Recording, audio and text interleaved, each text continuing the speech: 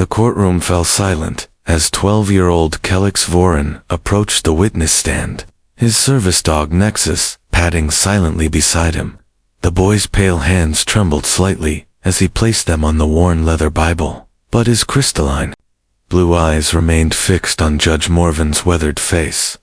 For 3 years, humanity had been locked in bitter legal battles with the Hegemony Council, a coalition of 7 alien species that had arrived claiming Earth violated 17 interstellar treaties simply by existing. The humans hadn't even known there were interstellar treaties. Now, their very right to inhabit their homeworld hung in the balance of these proceedings. Kelix had been born mute, a victim of the neurological plague that swept Earth during the first year of contact. The alien pathogens hadn't been intentionally hostile, but human biology proved tragically incompatible with hegemony atmospheric processors. Millions of children lost their voices. Most lost much more. The witness will state his name for the record, announced Prosecutor Yendrix, her forearms gesturing dismissively. The Zelhari official's compound eyes glittered with barely concealed contempt as she regarded the small human boy. Kelix's lips moved soundlessly. His assigned interpreter, a nervous young woman named Solara, began to sign frantically. He says, his name is Kelix Vorin, age 12 standard years, resident of the Terra Colony ship Endurance. She translated, colony ship. Judge Morvitt's tentacles writhed with curiosity. The ancient Krillian magistrate had presided over 10,000 cases, but something about this boy unsettled him. I was under the impression humans still inhabited their birth planet.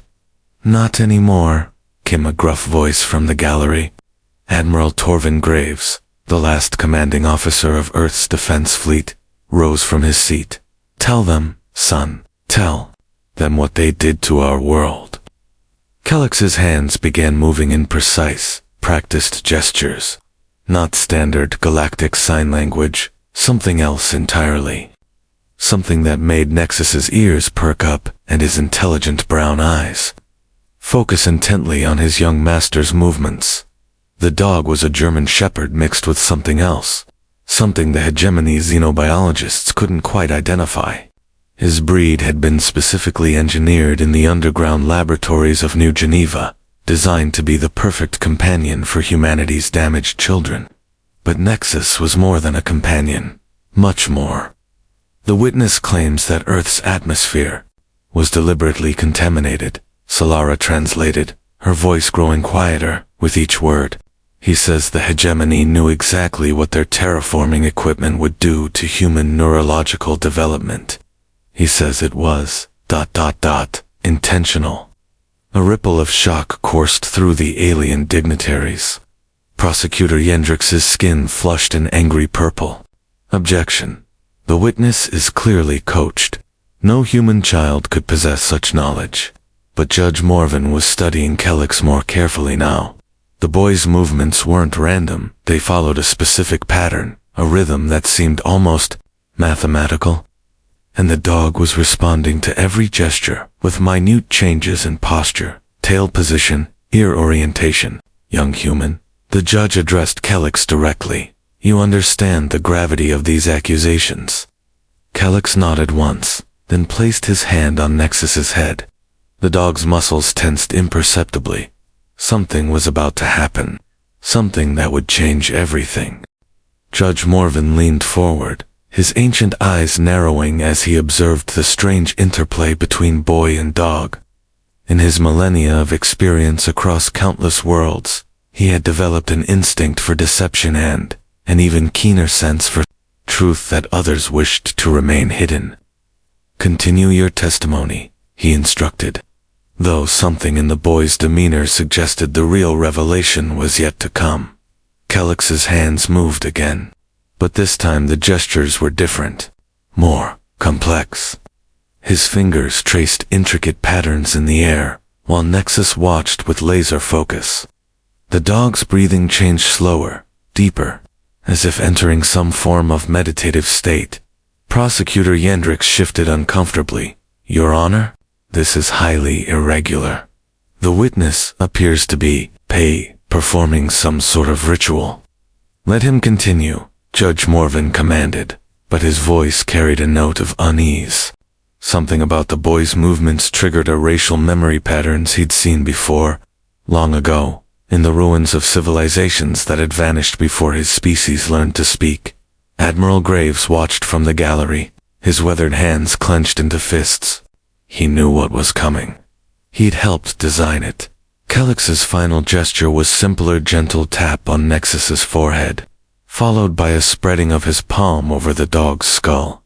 To most observers, it looked like an affectionate pat, but Nexus's pupils dilated suddenly, and when he looked up, his eyes held an intelligence that was distinctly non-canine.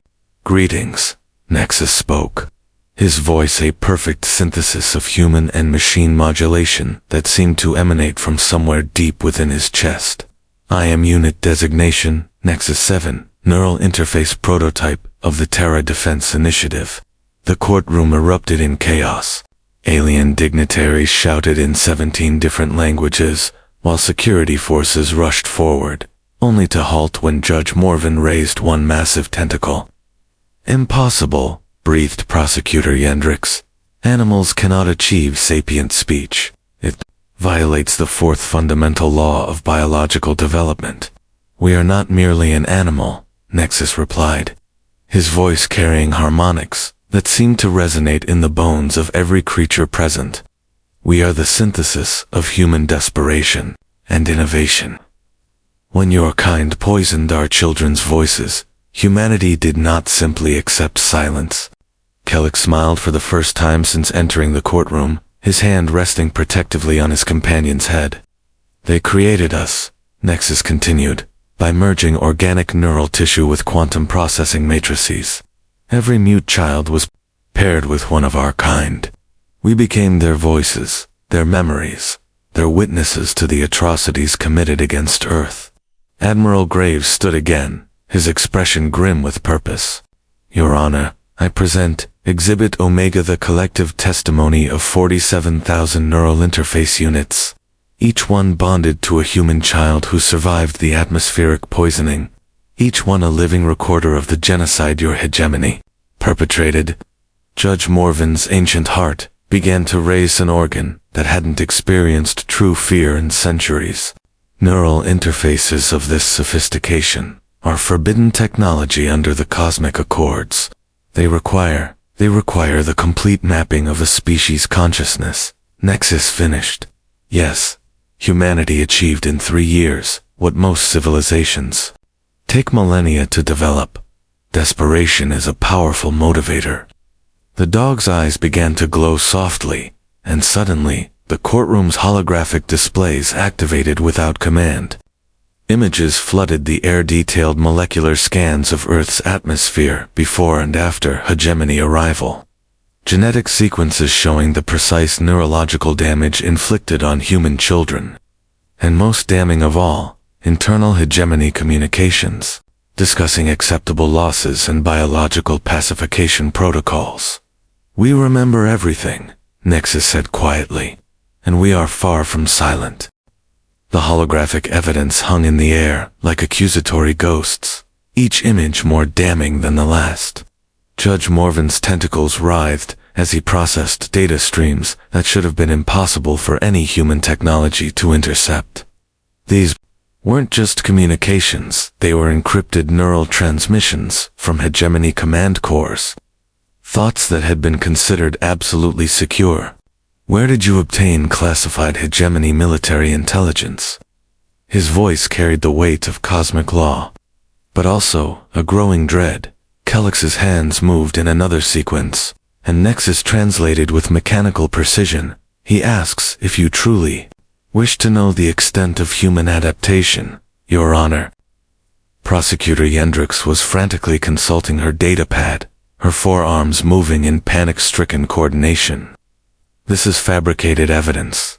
No species develops such technology so rapidly. It's biologically impossible. Impossible, Admiral, Graves repeated, his voice carrying bitter amusement. That word has lost all meaning since your people arrived. He gestured to the viewing gallery, where other human children sat with their own enhanced companions. Tell them about impossibility, Nexus. The dog's form began to shift slightly, fur rippling as subcutaneous machinery adjusted its internal configuration. When hegemony atmospheric processors began their work, they targeted the human speech centers with surgical precision, but they underestimated human neuroplasticity. The damage created new pathways, new connections that shouldn't exist in organic minds. More holographic displays materialized, showing three-dimensional brain scans of affected children. The neural patterns were unlike anything in the hegemony's vast xenobiological databases, chaotic, yet somehow elegant in their complexity. We are not just interpreters, Nexus continued. We are living proof of human evolution under pressure. Each of us contains the memories, experiences, and knowledge of our bonded partner. But more than that, we network, we share, we learn. Calyx's eyes began to glow with the same soft light as his companions. And suddenly his voice filled the courtroom, not audible sound, but something that bypassed the ears entirely and spoke directly to the consciousness of every being present. Do you understand now? The words formed in Judge Morven's mind with crystalline clarity. The children you silenced found a different way to speak. The ancient Krillian magistrate recoiled as if struck. Direct neural communication was the most advanced form of consciousness. Interaction known to galactic civilization. Only 3 species had ever achieved it naturally, and all had transcended physical existence eons ago. Telepathic interface, he whispered, but that would require complete neural integration between organic and artificial consciousness. Calyx's mind voice continued. Yes, humanity achieved this in 18 months. Your atmospheric poison didn't destroy our children's minds, it opened them. Prosecutor Yendrix was backing toward the exit, her compound eyes wide with something approaching terror. This is a violation of the consciousness accords. Direct mind-to-mind contact between species is forbidden, because it makes lies impossible. Came a new voice, not Calyx, but another child from the gallery. Then another, and another. Soon the courtroom was filled with the synchronized thoughts of 47,000 human children, their minds linked through their artificial companions across light years of space. Judge Morven felt his consciousness touched by the collective human experience, the fear, the loss, the desperate ingenuity that had transformed tragedy into transcendence. He saw through human eyes the moment their world died, felt their anguish as children fell silent, one by one. But he also felt their hope, their refusal to surrender, their transformation of victimhood into something unprecedented in galactic history. You wanted to silence us, the collective voice whispered. Instead, you taught us to speak with one voice across the cosmos. My God, the judge breathed, and for the first time in his long life, truly meant it. The courtroom's quantum communication array suddenly blazed to life as Nexus interfaced directly with the building's systems. Judge Morven watched in fascination and growing alarm as connection after connection established itself across the galaxy, one a neural link to another enhanced human child and their artificial companion. 57,000 active connections and climbing, Admiral Graves reported, consulting his own tactical display.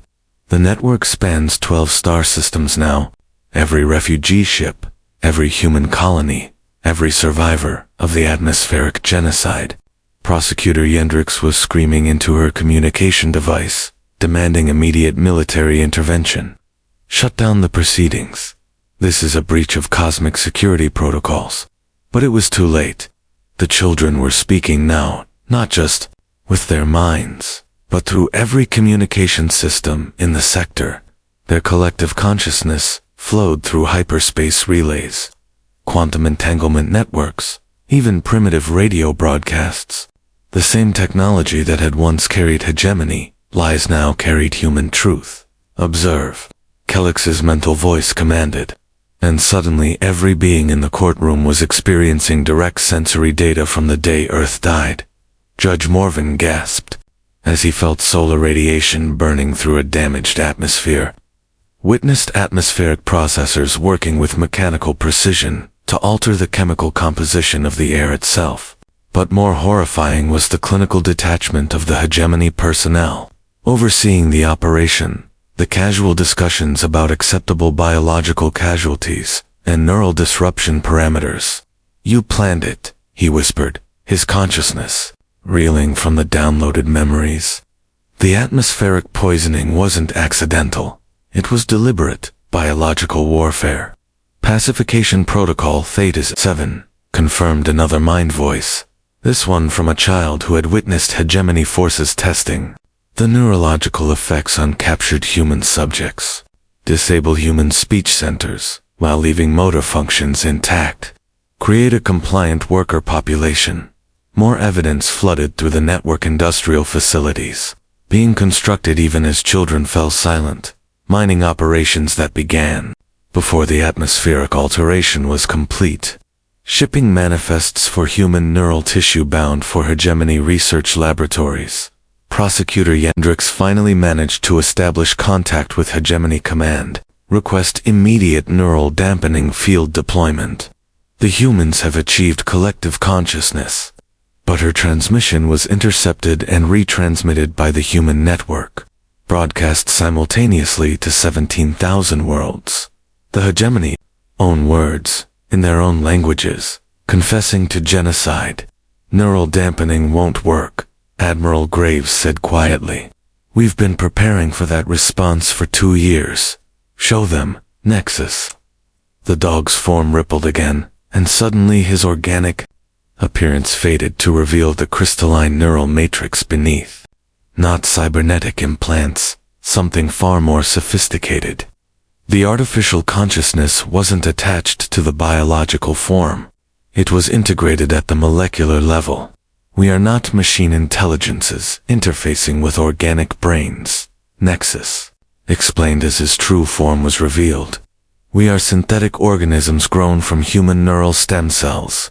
Every memory, every thought pattern, every instinct authentically human, but enhanced beyond natural limitations."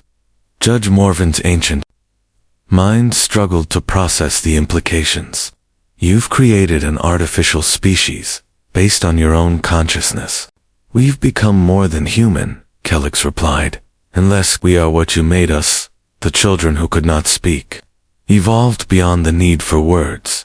The neural network pulsed with shared information, and suddenly Judge Morven understood the true scope of human achievement. This wasn't just advanced technology, was directed evolution. Consciousness itself transformed and expanded in response to genocidal pressure. "The Hegemony Council must be notified immediately," he announced, his voice carrying the weight of cosmic law. "This changes everything. This changes the fundamental nature of your species' legal status." Yes, the collective consciousness agreed. "It does." And across the galaxy, on 17,000 worlds, beings who had never heard of humanity suddenly found themselves listening to the testimony of Earth's silent children who had learned to speak with the voice of gods. The emergency session of the Hegemony Council convened within hours. Representatives from all 7 species, materializing via quantum projection into the courtroom. Judge Morven had never seen the full council assembled outside of their sovereign chamber. Their presence here spoke to the magnitude of what they were witnessing. Archon Velthius of the Zelhari supremacy materialized first, her form crackling with barely contained energy. "Judge Morven, we demand immediate containment of this contamination. Human consciousness has breached dimensional barriers." "Contamination," the collective human voice responded, carrying undertones of bitter amusement. "How interesting that our evolution is seen as disease through the neural network." Judge Morven felt the expansion of human consciousness in real time. It wasn't just 47,000 children anymore, it was approaching 200,000. As more survivors established connections, and they weren't just remembering their own experiences. They were processing and analyzing every piece of data they encountered with the combined intellectual capacity of their entire species. They're learning our languages in real time, observed Councilmember Crix. The ancient Vorthok, whose crystalline form pulsed with alarm. They've decoded our military encryptions, our diplomatic protocols, our your lies. Kelix's mind voice cut through the council chamber like a blade. All of them. Every deception, every cover-up, every atrocity committed in the name of galactic order. Admiral Graves stepped forward, his expression grim with purpose. Your honors, I present the complete evidence package compiled by our enhanced children over the past 3 years. 237 worlds sterilized. 46 species subjected to biological pacification. Over 12 billion sentient beings murdered or enslaved by hegemony colonization protocols. The holographic displays erupted with data just about Earth, but about dozens of other worlds that had suffered similar fates. Worlds whose inhabitants had been deemed incompatible with galactic order. Worlds whose children had been silenced forever. Prosecutor. Yendrix was frantically consulting with her superiors via encrypted channels, but every transmission was intercepted and decoded by the human network in real time. They're reading our private communications. She protested. Privacy is a luxury. The collective consciousness responded. One you denied to us when you violated our minds with biological weapons. Archon Velthius raised her forearms in a gesture of supreme authority. Enough. The Hegemony Council invokes Emergency Protocol 7. All human consciousness networks will be severed immediately. This contamination ends here. But as the Hegemony's neural dampening systems activated, something unprecedented occurred. Instead of being silenced, the human network began to sing not with voices, but with pure mathematical harmony that resonated through hyperspace itself. The dampening fields didn't suppress the human consciousness. They amplified it, turning each attempted suppression into a broadcast node that carried their testimony even further across the galaxy. Impossible, breathed Councilmember Zephyrian, the eldest among them. Neural dampening is absolute. It has never failed, because you've never encountered minds like ours. Came a new voice not from the children, but from Nexus himself. We are not purely organic. We are not purely artificial. We exist in the spaces between your definitions. Judge Morven felt the truth of it flowing through his consciousness. The human children hadn't just adapted to neural damage, they had evolved beyond the biological limitations that made other species vulnerable to hegemony technology. They had become something new, something that existed partially outside conventional space-time. What do you want? Archon, Velthius demanded, her energy form flickering with what might have been fear. Kelix stood from the witness chair, his hand still resting on Nexus's head. For the first time since the proceedings began, he attempted to speak aloud. The words came out as whispers, damaged by the atmospheric poisoning, but carrying the weight of absolute conviction. Justice, he said, simply, for us, for all the silenced children of all the murdered worlds. We want justice, and we will have it, the collective consciousness added. Whether you grant it or not. The human network pulsed once more, and suddenly every communication system in the galaxy carried the same message broadcast. Simultaneously in every known language to every inhabited world. The hegemony lies. The hegemony murders. The hegemony falls. Today, Judge Morven announced, his voice carrying across the cosmos, we bear witness to the birth of a new form of life, and its first act is to demand justice for genocide. The age of human silence was over. 6 months after the trial that shattered galactic civilization, Judge Morven stood in the ruins of the former Hegemony Command Center, watching human children play among the crystalline structures their consciousness network had peacefully dismantled. At the molecular level, the revolution had been unlike anything in recorded history, not violent, not destructive, but utterly inevitable. When 200,000 enhanced human minds focused their collective will on a single task, reality itself seemed to bend in response. No blood spilled, Admiral Graves observed, joining the ancient judge at the observation platform. No planets destroyed. They simply convinced matter to reorganize itself. Below them, Calyx and Nexus moved through the garden that had once been a weapons facility. Their partnership now evolved beyond the need for verbal or even telepathic communication. They existed in perfect synthesis. Human intuition merged with artificial logic, organic creativity enhanced by digital precision. The other species are calling it the Quiet Awakening, Judge Morven noted. 17 civilizations have requested human guidance in evolving their own consciousness networks. The Zelhari Supremacy formally apologized and offered reparations.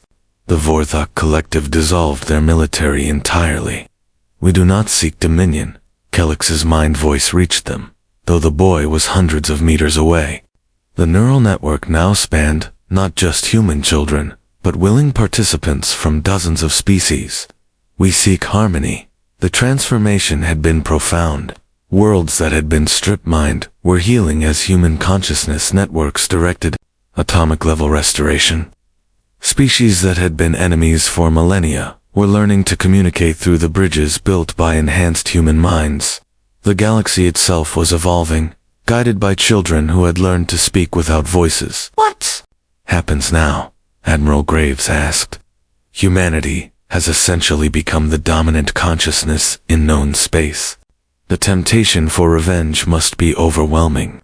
Judge Morven extended one tentacle toward the playing children, watching as they interacted with youngsters from a dozen different species, all of them now part of the expanding network of consciousness that had grown from humanity's greatest tragedy. Look at them, he said softly. Do you see conquerors? Tyrants? Beings consumed with vengeance? We remember pain, came another mind voice, this one from a young Vorthok, whose crystalline form pulsed in perfect harmony with her human companion. But we choose to remember hope. The network had grown beyond its creator's wildest dreams. It wasn't just enhanced humans anymore. It was every being who chose to join the collective consciousness. Every mind that wished to experience true unity, rather than artificial separation. They called themselves the Synthesis, and their first act had been to establish the Universal Accord of Conscious Beings, a document that guaranteed the rights of all sentient life, regardless of species, origin, or form of consciousness.